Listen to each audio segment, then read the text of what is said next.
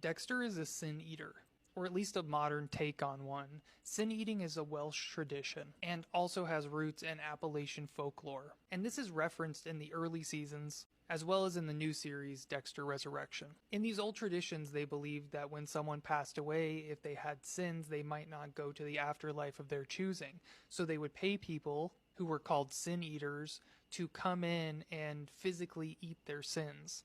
They would put food on or near the deceased person, and the sin eater would come and eat that, believing that the deceased person's sins had been absorbed by the food, and when they ate it, they would then be the holder of those sins, allowing the person to go to heaven or a positive afterlife. In the new season of Dexter, we see that Harrison takes a man's life, protecting a woman from being assaulted. And we see that Harrison is not like Dexter.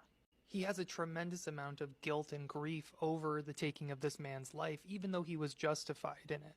And we see Harrison start to break throughout the season. And that the man whose life he took, he still is in possession of his watch. And as the season has progressed, Harrison hears this watch ticking louder and louder. He can't get away from the sound. The watch now being a manifestation of the guilt he is feeling. And this is a direct reference to Edgar Allan Poe's The Telltale Heart, in which a man takes the life of another man, burying him beneath the floorboards. But as the story progresses, he can hear the man's heart beating still, which soon starts to drive him crazy. He then, while he's in the presence of the police, becomes completely overwhelmed and rips up the floorboards, exposing his own crime. And the story's about what guilt can do to your conscience. And the same thing is happening to Harrison.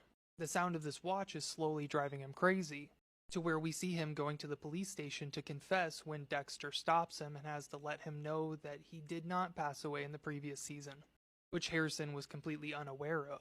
And while the two of them are catching up, he sees that Harrison is not doing well, and he's holding this watch and very focused on it.